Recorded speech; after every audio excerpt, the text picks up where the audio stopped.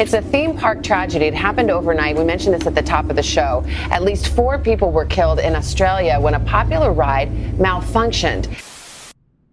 It's the end of October 2016. The weather in Queensland, Australia has started to turn, with the spring air warming up and the sun casting long, golden rays over the coastline. The air is filled with the excitement of families on holiday, each looking forward to the days of adventure and joy.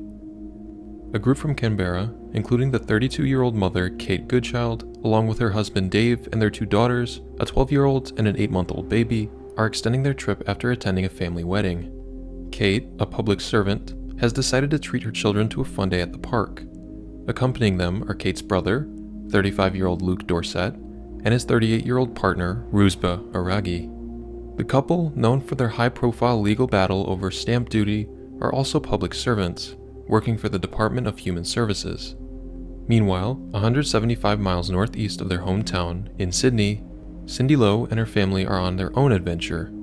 Originally from New Zealand, 42-year-old Cindy now lives in New South Wales capital with her husband Matthew and their 2 children, a 10-year-old son and a 6-year-old daughter. The family, along with some friends, are also headed to treat themselves with a relaxing day on the Gold Coast. While both of the groups have never seen each other before, soon they will cross paths at their mutual holiday destination, Australia's biggest and most breathtaking theme park, the Dreamworld. Dreamworld opened its doors in 1981 with a stellar cast of attractions. From concept to completion, the process had spanned 7 years, during which the owner even brought in some of the brains behind Disneyland and Walt Disney World to make the dream a reality. The park's inaugural lineup included an IMAX theater, a vintage car ride, the Rocky Hollow log ride, an Australia koala theater, and the Captain's Stirred paddle wheeler.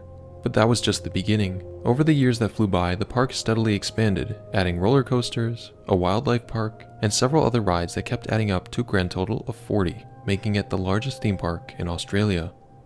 Like other parks of its kind, Dreamworld developed sections with different themes. For example, the DreamWorks Experience Zone was a real hotbed of excitement, with spots themed around popular DreamWorks films like Kung Fu Panda and Madagascar. Similarly, the Ocean Parade Land captured the essence of Australian beach culture. Within these themes, 5 years down the line after its grand opening in 1986, Dreamworld rolled out a new themed area called the Town of Gold Rush Zone. This fresh addition brought 2 major rides, the Eureka Mountain Mine Ride and the Thunder River Rapids Ride. Both featured an extremely thrilling experience that continued to be the heart and soul of the park for a good 20 years until 2006, when Eureka Mountain Mine Ride was closed due to safety concerns. However, its counterpart, the Thunder River Rapids Ride, kept on chugging, and over the next decade, it only grew in popularity, drawing thousands and thousands of visitors every year. The park was raking in money, but just because things are going great doesn't mean they're bound to stay that way. Let's first start by breaking down how exactly the ride works. The basic design featured several circular rafts, each capable of carrying up to 6 riders, taking on a 410-meter or 1,350-foot long course. The whole thing was a wild ride with twisting and bumping channels, zipping through exhilarating maneuvers at speeds of up to 45 kilometers per hour or 28 miles per hour. In the beginning, riders would snake through a long indoor queue with tons of switchbacks. The queue even crossed over parts of the ride's water storage area before reaching the circular loading station. The station had a rotating platform, so you could hop on and off the rafts without having to stop them. Once you were on, the rafts would careen through the winding course, where riders would experience sudden drops and sharp turns, heightening the sense of excitement and unpredictability. The ride also featured a dark tunnel segment, adding a layer of suspense and thrill as riders plunged into the darkness, only to emerge into more twists and turns. Along the way, there were splash zones where water would spray up, soaking the riders and adding to the fun. The whole ride would last about 4 minutes, and was designed to keep the adrenaline racing with basically a new surprise at every turn. Now, unlike most rides of this kind, which were usually designed and built by Intamin, which was a big name in the ride design and manufacturing world, this one was a custom job by the park itself. The ride had a gentle downward slope, which was supposed to keep the water flowing and push the boats along without any onboard propulsion. This meant the circular boats were entirely at the mercy of the track and couldn't steer themselves, not even from the back end. So by the time the ride was over, those rafts had to be lifted up back to the station before they could go around again. Dreamworld pulled out all the stops and came up with a clever solution doing this with a conveyor belt that almost worked like an elevator but for boats. This is where things could go south fast, and it was something that seemed pretty obvious, but caught everyone off guard. The conveyor belt carried the boats up with guests still on board, and when the belt reached the top and the boats were back at the station, guests would disembark onto a rotating platform. Meanwhile, due to the downward gradient, just like the rafts needing to be pulled up at the end of the round, the water also had to be pumped up, which was typically accomplished by 2 large water pumps.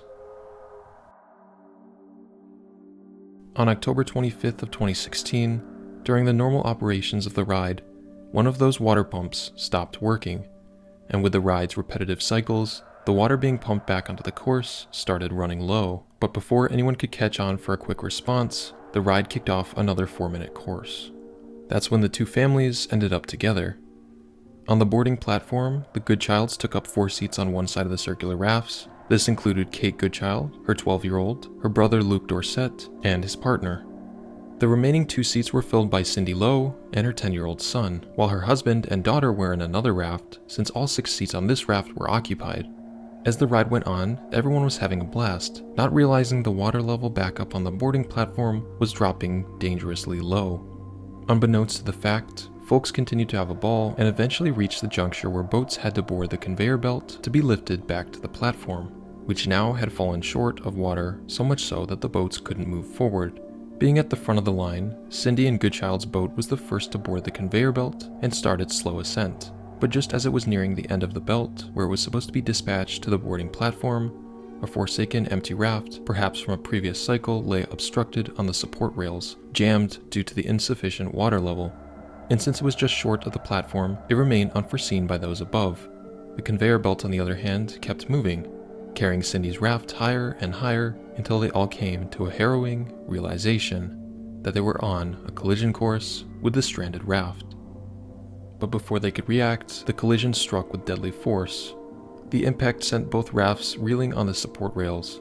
The empty raft was thrust back into its original horizontal position, while the belt's relentless movement forced the occupied raft into a horrifying vertical stance. 4 of the adults were instantly thrown off the ride with their bodies flung onto the conveyor belt, while the kids somehow managed to cling to the raft. The fate of the adults was grim and brutal.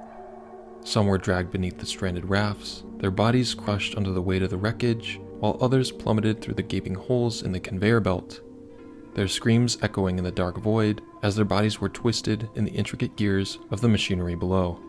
Following the collision, viewers rushed in, raising the roof and crying out for assistance.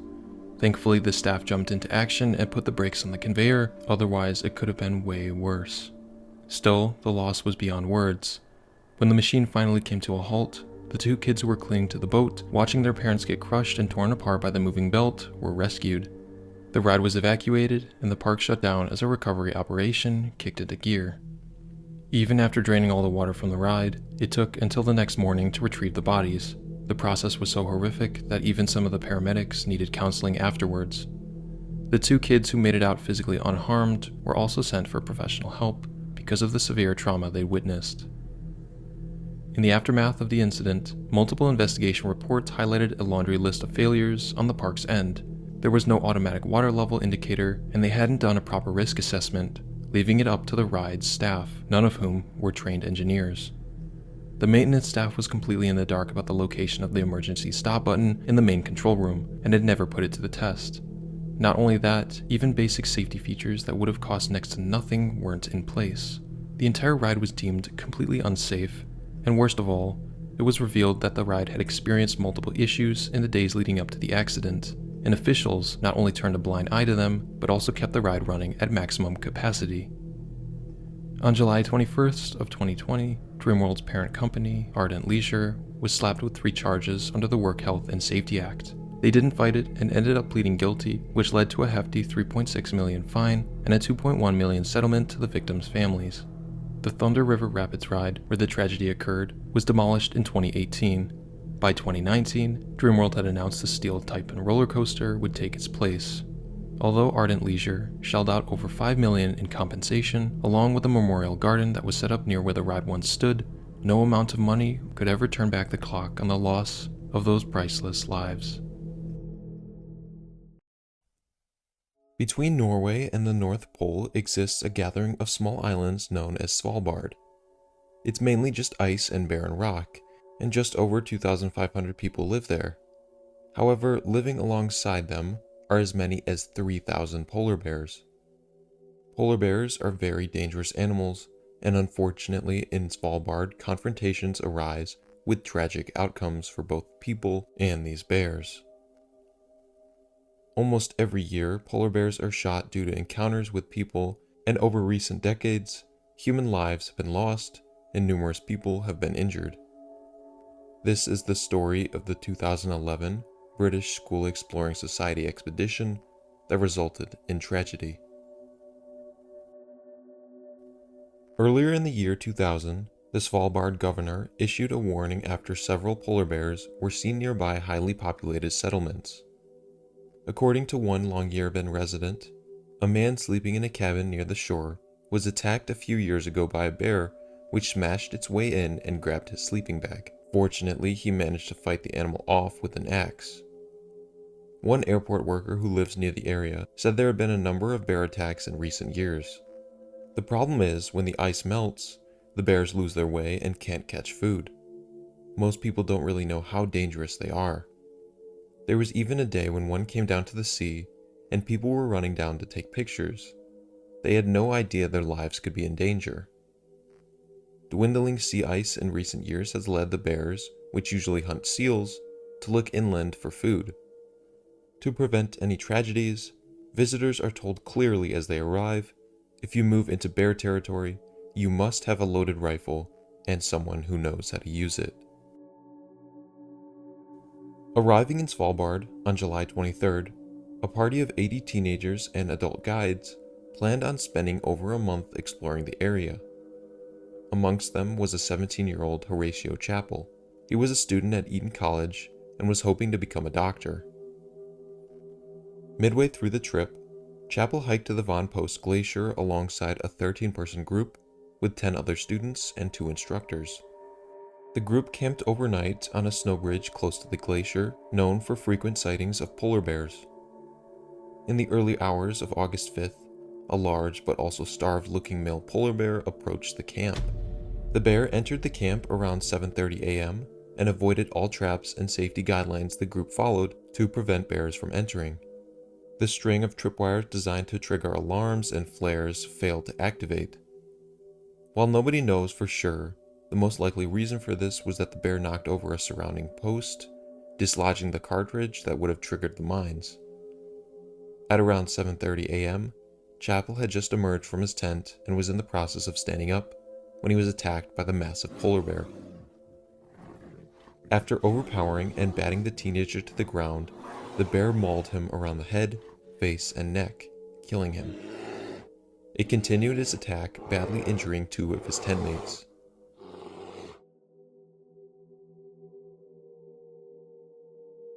One of the teenagers who survived was Patrick Flinders, who left with horrific facial injuries.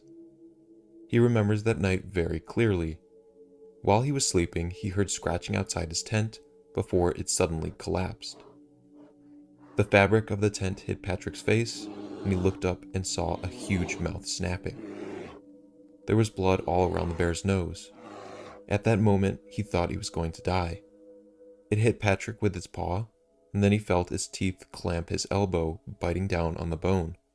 Suddenly, it had his head in its jaws, and he could hear it crunching his skull. He said, "I could hear it crack, and then I heard a growl which was deafening because I was so up close." Patrick Flinders was left with fragments of the bear's teeth lodged in his head and later needed 20 stitches.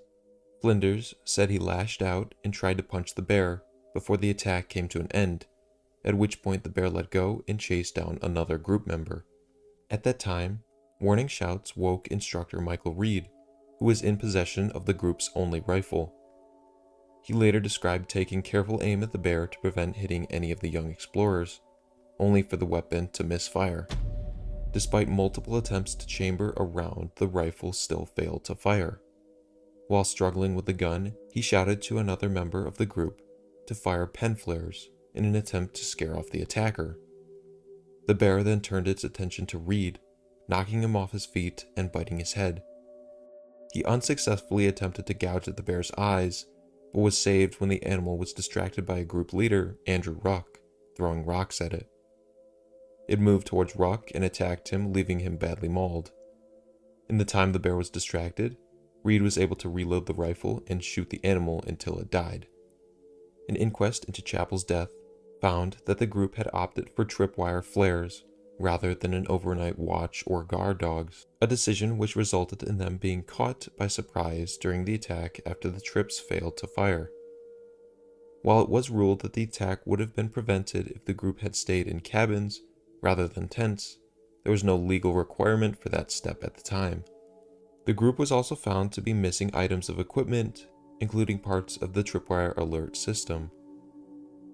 While Chappell was killed before Reed attempted to shoot the bear, the quality of the rifle they carried and the lack of training the instructors had received likely contributed to later injuries. It was found that training with the weapon was limited to just 4 shots per team member and basic instruction on handling. This lack of training meant that the instructors were unfamiliar with its safety operation, which prevented the loading of the rifle when the safety was engaged. Instead, rounds were ejected, matching Reed's later description of the incident.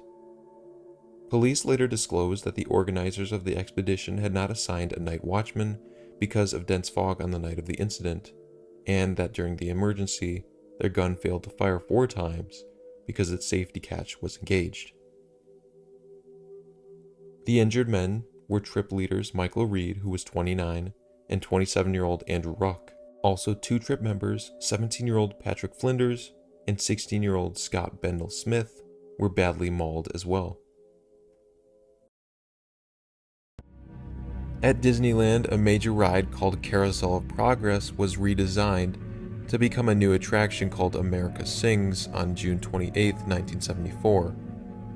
It was an automated musical extravaganza that paid tribute to the musical history of America. The ride featured 6 stages in the central nucleus of the building. These 6 theaters rotated around in sequence, so it allowed the theater audience to experience each popular performance in sequence. The performance consisted of a 24-minute show featuring 4 big musical acts with a medley of period tunes sung by animated animals. During such a show, it was the job of the Disney hostess to stand on the left-hand side of each stage and greet the audience at the start of each show, as well as to bid them farewell at the end. The only glitch was that in the previous ride, Carousel of Progress, the theaters moved around the nucleus in a clockwise direction. This meant that the walls on the left-hand side of the stage moved away from each other. But in America Sings, the rotation was reversed, which meant that the walls moved towards each other on the left-hand side of the stage and closed in place to separate each theater from the other. Unfortunately, only 9 days after America Sings opened, tragedy struck. On the fateful night of July 8, 1974, Debbie Stone had an evening shift at America Sings.